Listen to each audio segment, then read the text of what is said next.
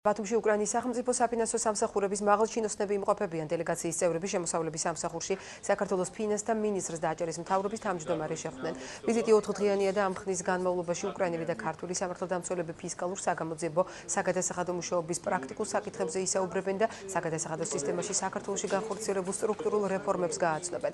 შეხვედრის შემდეგ დელეგაციის წევრებმა პორტში გაფორმების ეკონომიკური ზონა დაათვალიერეს. დღესვე დაგეგმილია იუსტიციის სახლში განხორციელებული რეფორმების გაცნობა. მნიშვნელოვანია, რომ დღეს საქართველოს აჭარას კონკრეტულად ესტუმრა უკრაინის ფისკალური სამსახურის, საგადასახადო და საგამოძიებო სამსახურების ხელმძღვანელთა დელეგაცია.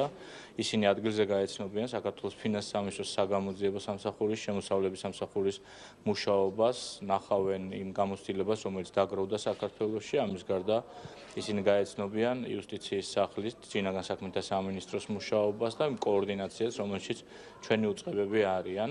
მე ვფიქრობ, რომ მათთვის ძალიან საინტერესო იქნება ეს ვიზიტი და ჩვენ მზად ვართ გავუძლიეროთ ის გამოცდილება, რომელიც საქართველოში დაგროვდა ამ მიმართულებით. ძირითადად უკრაინული მხარე დაინტერესებულია ჩვენი გამოცდილებით, ჩვენი პრაქტიკით, საგადასახადო, ფისკალური და სხვა მიმართულებებით. ამ ეტაპზე დათვალიერებული იქნა შემოსავლების სამსახურის მომსახურების ცენტრი, ასევე საგამოძიებო სამსახურები და უშუალოდ უნდათ ამ სტრუქტურების ერთმანეთთან ურთიერთობის და ზოგადად ასევე იუსტიციის სამინისტროს წარმატებების გაზიარება.